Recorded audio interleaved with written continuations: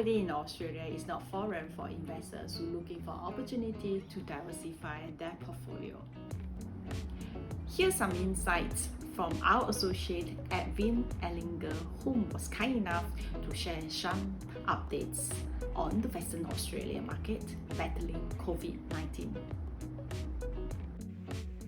Yeah, thanks everyone for your time. I'm Erwin from Nicheliving in Western Australia. We're a vertically integrated property developer here in Perth, and we're the largest medium density developer currently in Perth as well. So we've got over 29 active development projects with a pipeline of over 500 million in train at the moment. And we're very well placed to present here today on what we believe Perth is setting for a market rebound. So I'll just take a quick step back, just pre-corona, and just have a look at the WA economic fundamentals. We did have positive movement in all the key economic indicators, ranging from retail to international exports. Unemployment was very strong, and population growth was starting to move in a positive direction as well.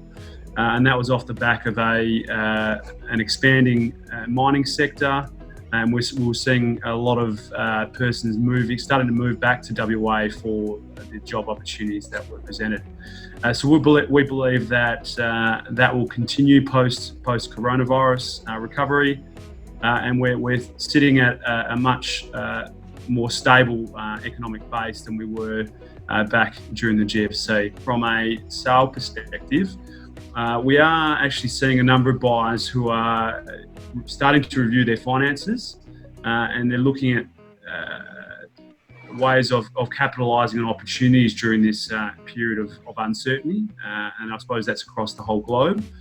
But we are seeing genuine buyers still in the marketplace. So we're looking at second and third home buyers that are cashed up, and they're seeing it as an opportunity to purchase with less competition out there at the moment. So we're not having, like we had before, where there's multiple inquiries on property. We're now seeing genuine buyers that will commit to a property contract.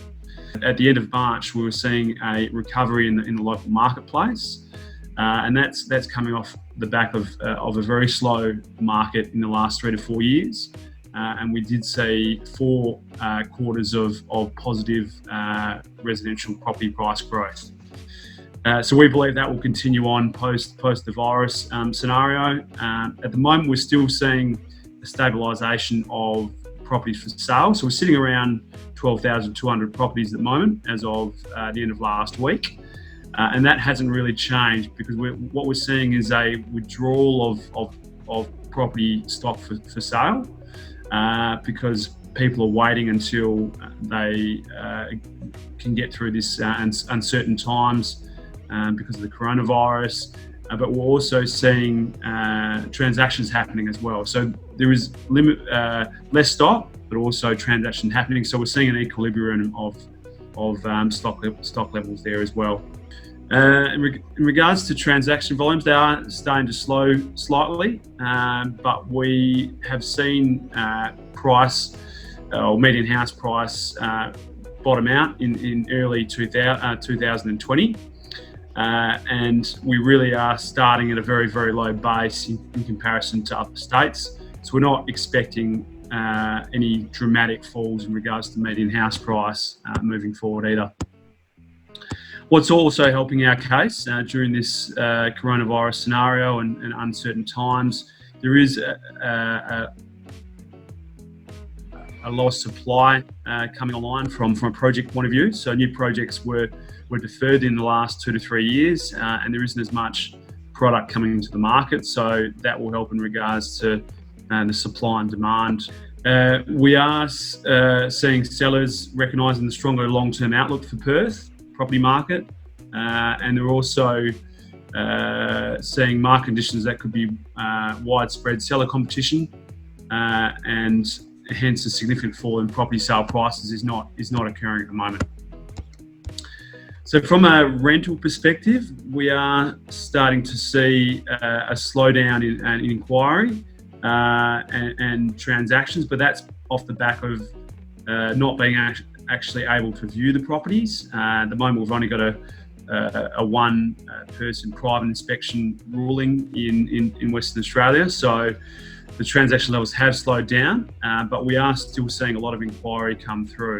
Again, just moving back historically, we had a recent editorial in the West Australian newspaper where we had a property that was for rent, and we had 70-80 people turn up to the home open. So it was a really, really good indication of the rental demand in Perth. Again, coming back to population growth is starting to move back into the positive territory because there's more employment opportunities in Western Australia off the back of a recovering mining sector.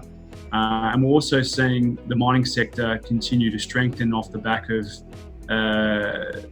resource demand, and we believe that will become stronger with the recovery of the Chinese economy as well, who's starting to open up. So looking at the property market indicators, again, as I mentioned, the low vacancy rate still sitting at just over 2%, and we've got a median house price that is very, very competitive compared to other states.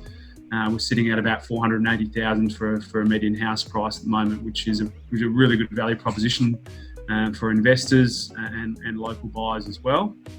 But just comparing to the other states, we have a very, very low value base compared to Melbourne and Sydney. As I mentioned before, we have fallen from our recent median house price highs from 3 to 4 years ago, and we're sitting at a very, very low value and a limited amount of new supply coming online. So as I mentioned before, 12,000 listings in the market is at just over equilibrium in the market.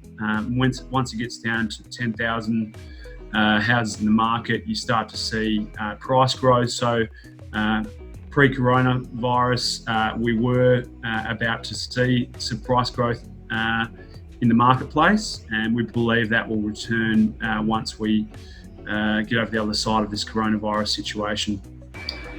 Just moving on to exchange rates and why Western Australia is a safe haven for investment.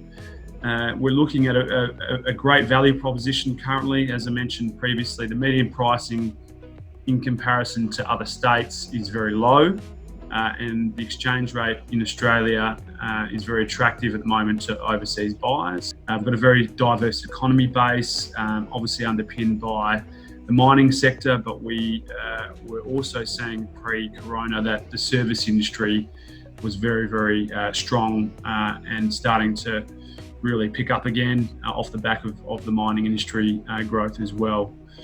So also touching again on the government stability we have, in particular in Western Australia, with the current government very, very hands-on in regards to handling of the coronavirus. They've been excellent, as I mentioned, very decisive, which gives great confidence to overseas buyers that they're buying into a safe location from a governance point of view, and also the mining industry, which underpins population growth, which then drives residential property demand as well. So great for long-term investment in WA.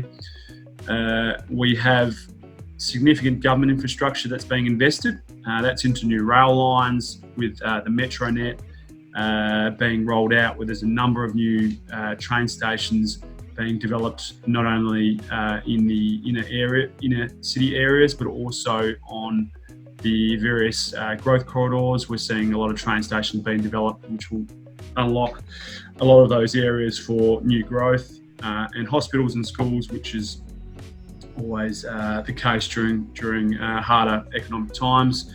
Really seeing some positive investment into those areas for the economy. The obvious there, which a lot of people know about already, but the lifestyle benefits of the beaches, rivers, and the clean air with no pollution is always an attractive for overseas buyers as well. So that wraps up the current market conditions in Western Australia. And that's obviously a bit of a snapshot. Thanks for your time. I hope the sharing is informative, and please feel free to reach out to us if you need any further information. I'm happy to speak to you. That's all for today. I'm Christine. Bye.